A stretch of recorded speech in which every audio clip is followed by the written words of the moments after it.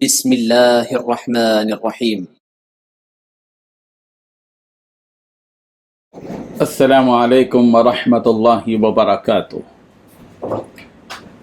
الحمد للہ رب العالمین والصلاة والسلام علی سید الانبیاء والمرسلین محمد وآلہ وصحبہ اجمعین، اما بعد۔ حاضرین و ناظرین، یہ درس نمبر 1901 ہے اور آج سورۃ الزخرف کی 4 آیتوں کی تلاوت و تشریح کی جائے گی۔ آیت نمبر 67، 68، 69، 70، 67، 68، 69، 70۔ چلیے سب سے پہلے ہم ان 4 آیتوں کی تلاوت کرتے ہیں، لفظی ترجمے اور ترجمے کے بعد تشریح کرتے ہیں۔ اعوذ باللہ من الشیطان الرجیم، بسم اللہ الرحمن الرحیم۔ الأخلاء يومئذ بعضهم لبعض عدو إلا المتقين يا عباد لا خوف عليكم اليوم ولا أنتم تحزنون الذين آمنوا بآياتنا وكانوا مسلمين ادخلوا الجنة أنتم وأزواجكم تحبرون صدق الله العظيم۔ لفظی ترجمہ یوں ہیں، الاخلاء دوست، یومئذ اس دن، بعضهم ان کے بعض، لبعض بعض کے، عدو دشمن ہوں گے، الا المتقین سوائے متقیوں کے۔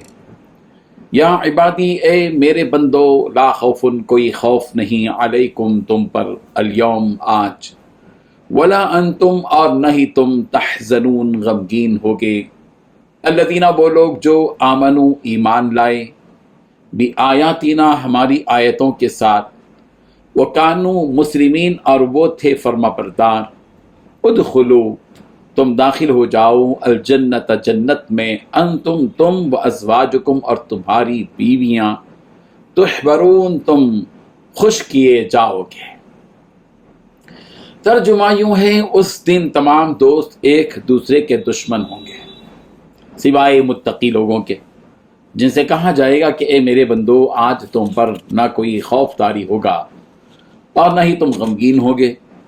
اے میرے وہ بندو جو ہماری آیتوں پر ایمان لائے تھے اور فرما بردار رہے تھے، تم بھی اور تمہاری بیویاں بھی خوشی سے چمکتے چہروں کے ساتھ جنت میں داخل ہو جاؤ۔ اللہ اللہم اجعلنا منہم۔ ان 4 آیتوں میں 5 باتیں بیان کی گئی ہیں۔ پہلی بات، اس دن تمام دوست ایک دوسرے کے دشمن ہوں گے۔ دوسری بات، متقی لوگوں کو چھوڑ کر وہ ایک دوسرے کے دشمن نہیں ہوں گے۔ تیسری بات، متقی لوگوں سے کہا جائے گا کہ اے میرے بندو، آج تم پر نہ کوئی خوف طاری ہوگا اور نہ ہی تم غمگین ہوں گے۔ چوتھی بات، اے میرے وہ بندو جو ہماری آیتوں پر ایمان لائے تھے اور فرما بردار رہے تھے۔ پانچویں بات، تم بھی اور تمہاری بیویاں بھی خوشی سے چمکتے چہروں کے ساتھ جنت میں داخل ہو جاؤ۔ اللہ اکبر، سبحان اللہ۔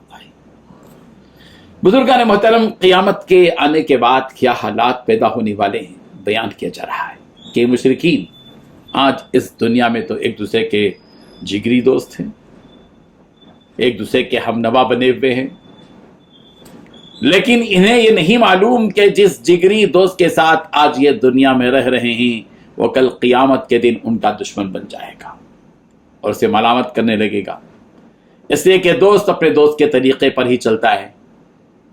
جیسا کہ ابو ہریرہ رضی اللہ عنہ سے مروی ہے کہ رسول اللہ صلی اللہ علیہ وسلم نے ارشاد فرمایا کہ آدمی اپنے دوست کے دین پر ہوتا ہے، اس لیے اسے چاہیے کہ دوستی کرنے سے پہلے دیکھ لے کہ وہ کس سے دوستی کرنے جا رہا ہے۔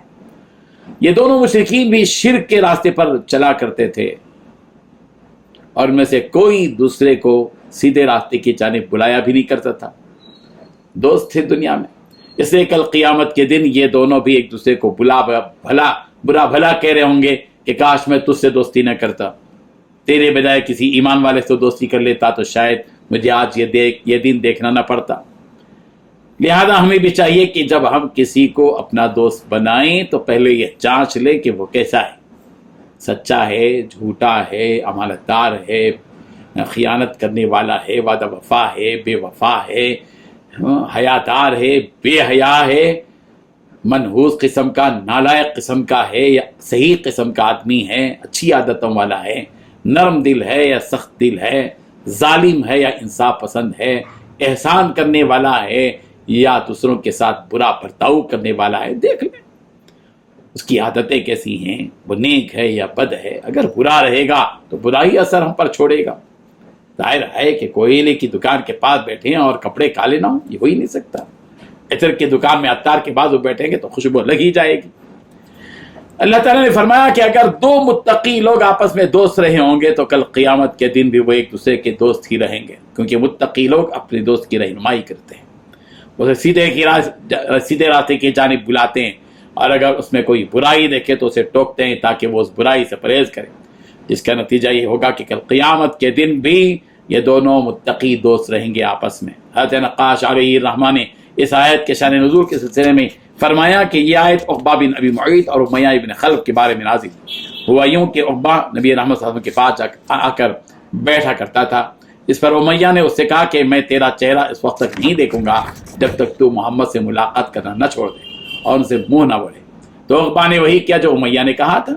یہ بات نبی رحمت صلی اللہ علیہ وسلم کو ناگوار گزری، جس پر رسول اللہ صلی اللہ علیہ وسلم نے نظر مانی کہ آپ اسے قتل کریں گے، اور آپ صلی اللہ علیہ وسلم نے اسے بدر کے دن قتل کر دیا اور امیہ لڑائی میں مارا گیا.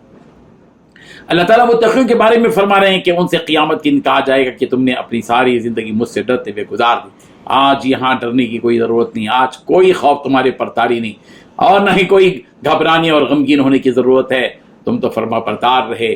آؤ جنت میں داخل ہو جاؤ، نہ صرف تم بلکہ تم بھی اور تمہاری اپنی نیک بیویاں، سب کے سب ہنستے کھل کھلاتے پر رونق چہروں کے ساتھ حشاش بشاش تبسم لیے ہوئے اندر داخل ہو جاؤ. یہ ہماری طرف سے انعام جو ان جیسی صفات رکھنے والوں کو دیا جائے گا. اللہ تبارک و تعالی ہم سب کو جنتیوں کی اس فہرست میں شامل فرما دے. گو کہ ہم اس قابل اور لائق نہیں، نہ ہی ہمارے اعمال اس قابل ہیں کہ ہم کو جنت میں لے جایا جائے.